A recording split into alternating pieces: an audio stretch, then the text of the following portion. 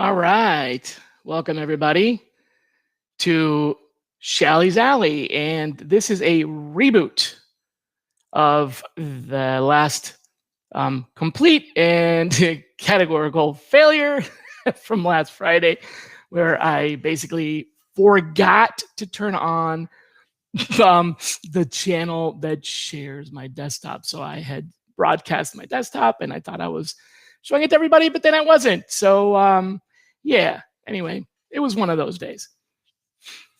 Today, instead of making that mistake, I'm going to make sure that I am sharing my screen right now. There we go. And rather than switching back and forth between the two, what I'm going to do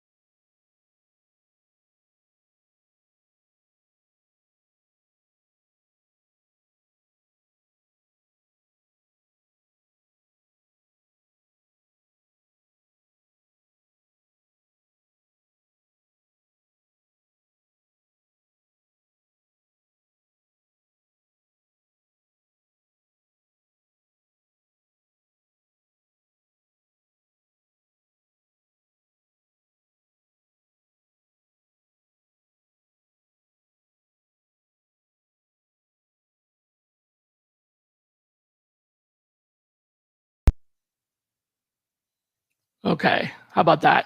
Now, can you hear me? Tunnel to infinity.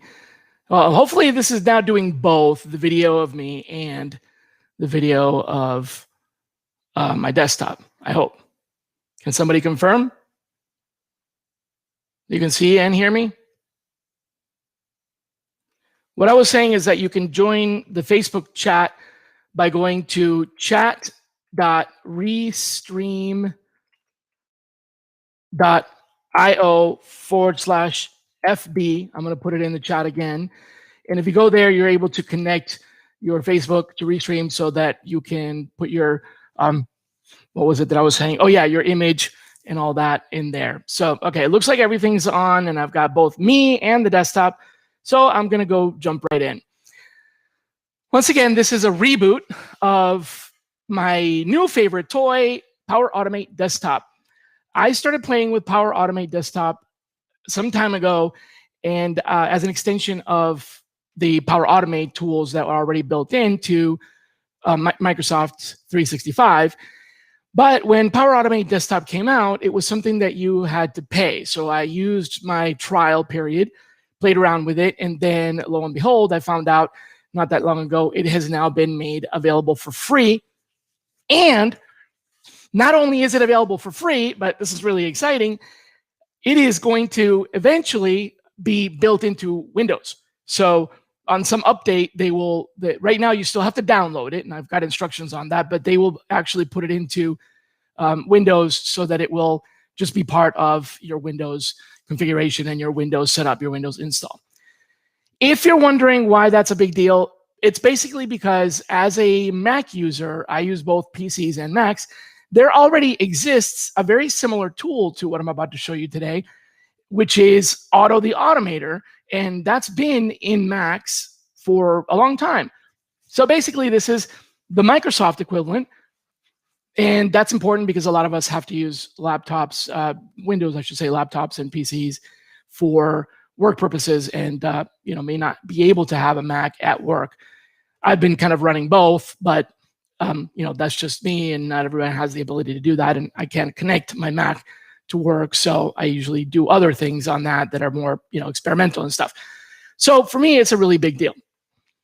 What is Power Automate Desktop, and really what is Auto the Automator, or what is any of this? This is basically part of what is essentially a what they call a citizen programmer revolution that is taking robotic process automation, or RPA, and bringing it into the everyday audience so that people with just basic laptop skills, when Microsoft Desktop, Automate Desktop is available for everyone, right now you can download it, but when it's available for everyone, the idea is that people will be able to create automations of the day-to-day activities without needing to do any code. So essentially, if you remember macros from Excel or just VB macros, and even if you've just heard of them, think of this as really easy, super powered macros that require absolutely no coding skill. You don't have to code to be able to do it.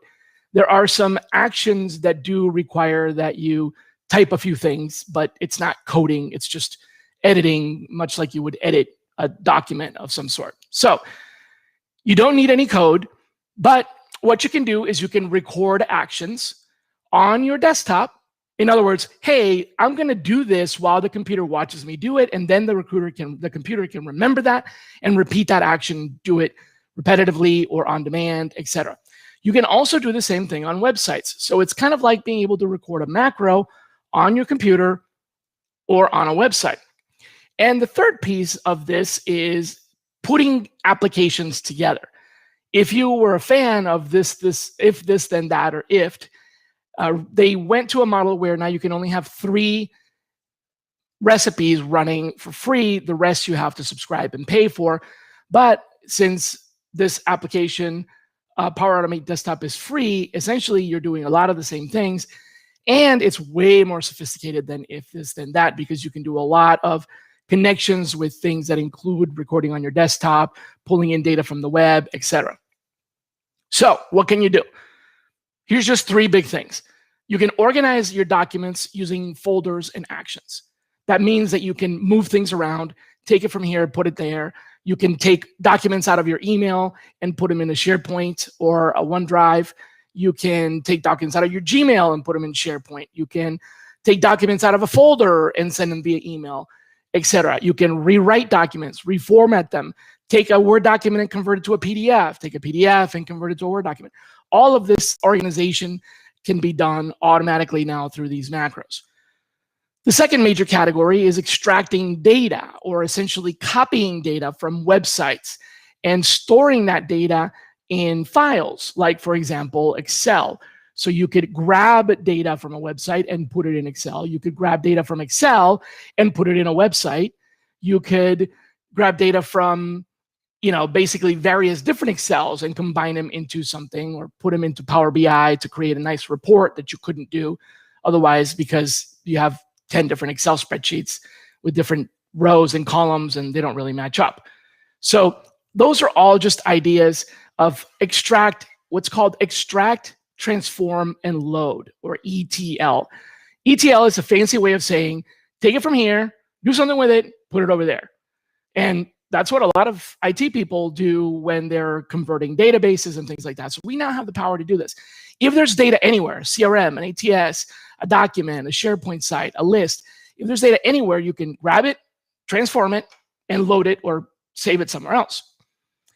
And you can also go on autopilot with some of the things that you already do on your desktop. If you need to open multiple applications, for example, to do a simple task, or if you have to grab something from one application to put it into another, take data from one app and put it somewhere else, or if there are just activities that you have to do on a regular basis, you can automate clicks, a simple click automator that just automates the clicks on your page.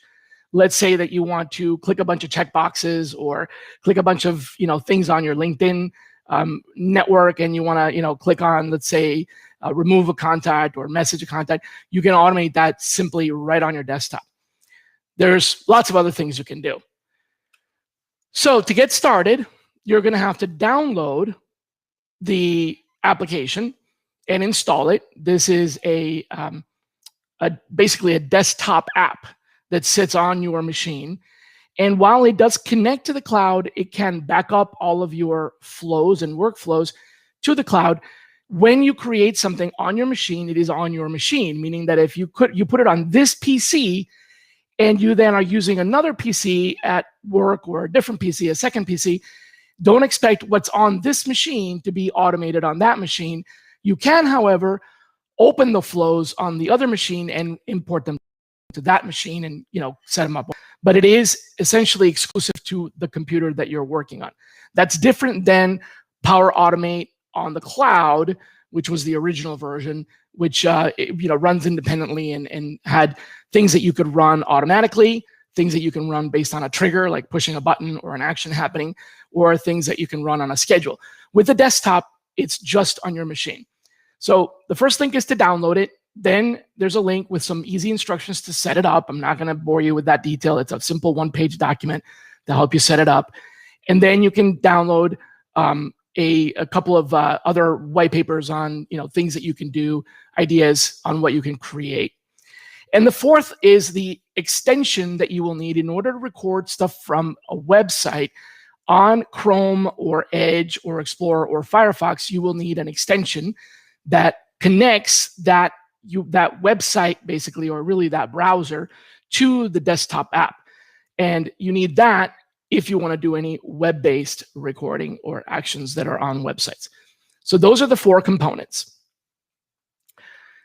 Let me go ahead and open the one that I installed, and I want to show you two quick basic things here. I mentioned before that there are cloud-based automations. This is where you can find them. These would be, if you had any saved. I don't have any in this particular environment. By the way, I'll explain where an environment is in a second. But if you had any saved, they would show up here if they're on any of your machines, but they would have to remember that they would have to be set up for this computer in order to run. And then there's also flows that have been shared with you. So you can share your flows with your team or with other people and have team workflows, etc. That's what these are right here. Then you have the option to create a new flow, which is what we're going to do. You can do that from either one of these places. And also change your environment. An environment is essentially your account. So I have two environments right now. I've got my business one, and then I've got my secondary one. You can have different flows on different environments. And that just means basically different accounts. So perhaps you can have a Hotmail account that is your personal Microsoft 365, and you can have a work account that's your business 365. I'm not going to bore you with a lot of the settings and things like that because you can figure that out pretty quickly. But I do want to show you what we do when we go ahead and create a new flow. So I'm going to start with a new flow. First thing it does is it asks you for a name. I'm just going to basically call this playground. This is kind of like my sandbox or test environment or whatever. What you'll notice is that it essentially just creates it for you, but then you need to edit it. Now, it should be opening the editor behind the scenes. There it is. It just popped up. Once this opens, this is basically where you do all of your editing. On the top here, you see the two types of recordings that you can do, the web recorder and the desktop recorder. Obviously, the desktop recorder is going to record things that you do, click, open, drag, whatever type on your machine, versus the other one, which is the ones that you do on the web. Sorry, just 1 second here. There we go. All right, so to do something on the web or record something on the web, as I mentioned, you'll have to have the extension for that browser. But don't worry if you haven't downloaded it yet. When you click on web recording, it says, oh, how would you like to record? Would you like to use Edge, Chrome, Firefox, or IE? And it would take you to the appropriate place to download the extension if you didn't already have it. Let's say that I want to use Chrome. I already have the application, the extension, added. Then what I need to do is pick which currently open window, or I should say tab, on that browser, because as probably many of you have lots of tabs open, you don't want to choose a tab that is something different than what you want to record. So I'm picking this particular tab. You can also create a flow that opens a new website or opens a new tab, or you don't have to pick one that's already open. But once you do that, then it will take you to that new tab that you just created, and the recorder is already configured as an extension. So it's now able to capture, just like on your desktop, whatever you do. This is very useful, for example, for when you are, I think I kind of left it hanging, didn't I? There we go. All right, yep. This is very useful for when you are filling out forms on websites. So there you have the two types, the web recorder and the desktop recorder. And then here is the last piece of the puzzle, which are the connectors. This is the part that I ran into a little bit of trouble last time with. So I'm glad I'm doing this over, because I didn't have the updated version and I couldn't find all of them. There are over 400, I believe closer to 500, at least 460 connectors and counting. This is similar to the connectors on If This Then That or Zapier, where they're like the tiles for the product. If you go to this web page here, you will see all of the connectors, and you can see a summary of them and what they do. I encourage you to browse through there to start thinking about what you can automate, give you some ideas on what's possible. Most of them are free. Some of them are premium if they have a little diamond on them.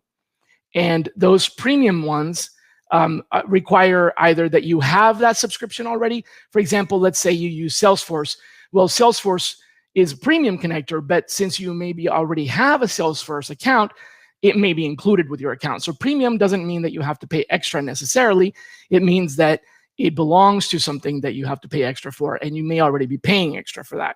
Your company may already have a subscription to QuickBooks or whatever. So there are connectors that are built in, and there's connectors that are premium, and then there's also connectors that you have to buy that are separate, almost standalone apps that people develop to sell through the Microsoft Store. What are all these connectors about? Well, just to give you an idea here, there's a bunch of them, and I realize this is probably really teensy, but you can essentially drag and drop. So I'll just give you some examples. Here is the PDF connector, and what the PDF connector allows you to do, for example, is extract images from a PDF, or extract text from a PDF, or extract PDF files, or even merge PDF files. So you have a bunch of PDF pages that you want to merge together. These are all actions that you can do. And if you want to do one of these, you simply just drag it over here, and then it starts to ask you some questions like, where are the files? You point to the folder, and you can do some other, advanced configurations if you need to log in or if you need to rename the files, etc. But it's pretty drag and drop. So that's just one example. Another example that I've been playing around with is playing with text. You can add to text, you can trim text, you can convert text. So let's say, for example, that you're looking at a Excel spreadsheet that has a cell that contains a bunch of information in it, and you want to separate that information out. There's multiple ways to do that. You could use Excel and just do text to columns, for example. But the problem is that if there's not a clear delimiter, then you might end up with more columns in some fields and fewer in others, and it's a mess. But with this, you can use this text processor to split text and tell it specifically where to split. So you can say, hey, go to this Excel file on this column, and every time that you find text that has this, split it into this and put it into one cell, one row, whatever. You can put it into another document, etc. You can also parse text. This is where you start now scraping information from anything that you want. You can scrape from a website that has a list. You can scrape from a PDF document. You can scrape from an application. Wherever there is text that can be captured, you can use this to parse that text. And parsing means breaking it up into the different columns.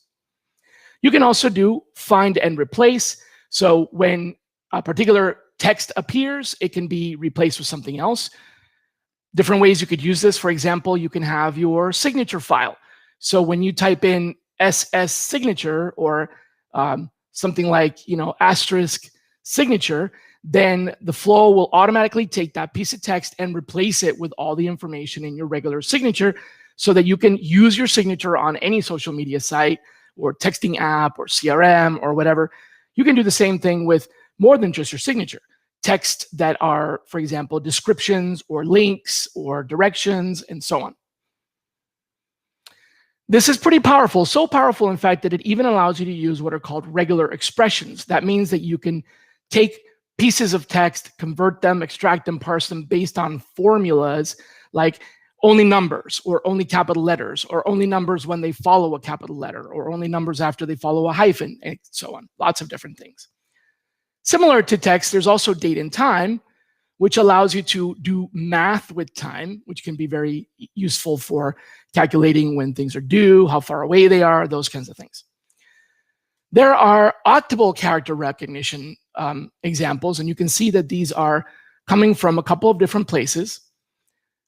This one here is extracting text. So if you have a document like a PDF that has been scanned in but doesn't have any text that can be copied and pasted or extracted, you can use optical character recognition to virtually scan it and get the text and extract it. You can do that with the built-in engine, or you can use the Tesseract engine or the Microsoft engine. There's 3 choices depending on what kind of text. This is a very intro level course right now, so we're not going to cover that, but you can grab text out of files that don't even have the ability to copy and paste text.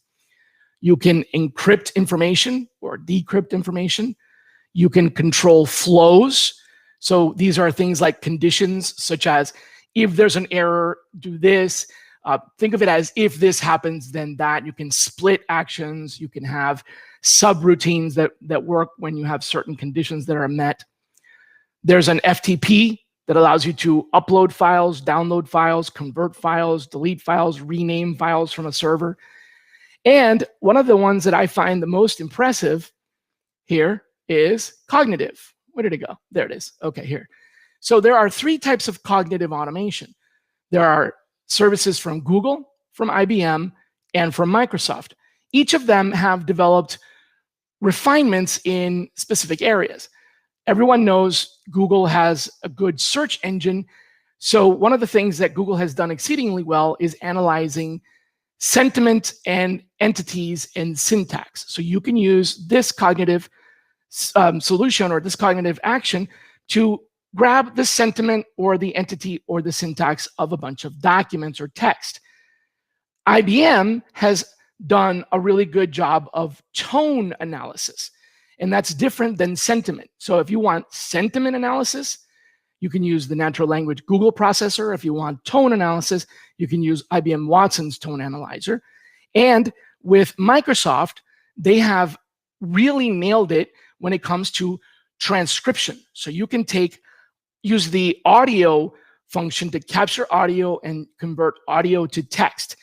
I am most impressed with Microsoft's ability to do live transcription. That's when you're speaking, let's say on a PowerPoint presentation, and it is typing what you're saying in real time, like closed captioning. Really accurate. Conversely, Google isn't as good at that, but it is really good at translation. So if you want to translate, you could use Google. If you want to transcribe, you could use Microsoft. And with computer vision, there's also some really important and powerful things. Google is really good at detecting patterns and properties of images, finding other images that are similar, whereas Microsoft is exceptionally good at describing an image. So if I give it a photo of myself, it comes back and says, man with glasses and a beard, for example. Very descriptive. With Google, instead, if I give it a picture of myself, it'll find other pictures that are similar, that perhaps are other pictures of me or people who look like me or other people that have beards and glasses and so on. So it's very different functionality. You can see that Microsoft also has optical character recognition. You can do things like automatically tag images, etc. So these are just some ideas of things that you can do with cognitive automation. There's much more that you can do. You can have automation for your user interface, like data extraction. This is basically scraping. So there are already pre-configured activities that allow you to extract data from a website or fill out a form. How many times do you have forms that you have to complete repetitively, like to create a rec or to create a record on your CRM or your ATS? You can use this to extract record from your CRM and parse it and paste it into your ATS. So you could literally run a process that grabs the candidates from a particular list and imports them into your ATS yourself through a robot without having to hire a developer to do that behind the scenes. It's doing it on your machine with all of your security and permissions. It's basically doing what you would do when you copy and paste, but it's doing it for you. and it's already pre-configured so that all you have to do is point it to, here's the field that I want to grab from, and here's the field that I want to paste to. You do the grabbing and pasting once, and it remembers all the field names and everything. And when you execute that, it will then do the grabbing and pasting automatically for you. You can automate email responses so that when people apply for certain jobs, they get a reply that is tailored for that job, or perhaps there are different stages in your e-screen. You can, for example, ask a question, they answer it. You can use the sentiment analysis to determine if it's appropriate to respond, and then you can respond with a variety of templates. You can automatically scrape information from a website that's already structured, like say a list of speakers. The scraper will recognize the fields and extract them for you into essentially an Excel, and you can then take that and put it into a list or put it into a CRM, whatever you want. You can also move or scan files. For example, what if all of your resumes were in SharePoint or in your Outlook inbox? You could use one of the analyzers like the sentiment analyzer or the pattern recognition cognitive analyzer to look at all the resumes in a particular folder and detect similarities. This is similar to the word cloud exercise that I talk about when I say put 5 resumes that are similar into a word cloud generator and see what the patterns are that emerge. This can do that, but with everything in a folder. So essentially, this is what you are paying for with machine learning. All those AI apps, this is all they're doing. It's not really AI. It's not even really machine learning. It's looking at a bunch of patterns based on analyzing a bunch of text. Well, you can do that. You can say, scan these 100 resumes and tell me what the commonalities are. Boom. Machine learning. Not really, but you can do that with this. You can also extract candidate interactions from social networks. Say that you are reaching out to people via Facebook, Twitter, Pinterest, Snapchat. How are you capturing when they respond? Well, you have to copy and paste that into your log or whatever. You can use this solution to capture the text from all of these responses and merge them into a single document. You can say, when this person with this name responds in any of these places, grab those responses and merge them together and tell me where you got them from and put them into this file, which could be like, say, for example, that person's note field in your CRM or whatnot. So those are just some ideas. Hopefully I got your creativity juices going. This is really just the tip of the iceberg. I'm going to show you a few of the actual flows that I'm working on. And this is more of a lab, so some of them may or may not work, but I'd love to go on this learning experience for you. Do me a favor, if you have any suggestions, ideas, or requests for what I should try to automate, drop me a note. You know how to find me, not that hard to find. Just shoot me a text message or write a comment in one of these, either LinkedIn or Facebook, and let me know if there's something that you've been thinking, oh, you know what, I wish I could really automate this because it's like a big drag on my day, right? I spend hours a day doing it. Let me know what it is, and I'll look at it, because if it's causing you pain, it's probably causing a lot of other people pain, maybe even people on my team that I can help, so I can use the idea, and then I'll talk about it on our next session. So please let me know if you have any ideas. Don't forget to go to the Facebook group and join so you can get the notes and the handouts. And that's all for now. Thank you very much for coming, and I will see you next Friday on Shally's Alley. Bye.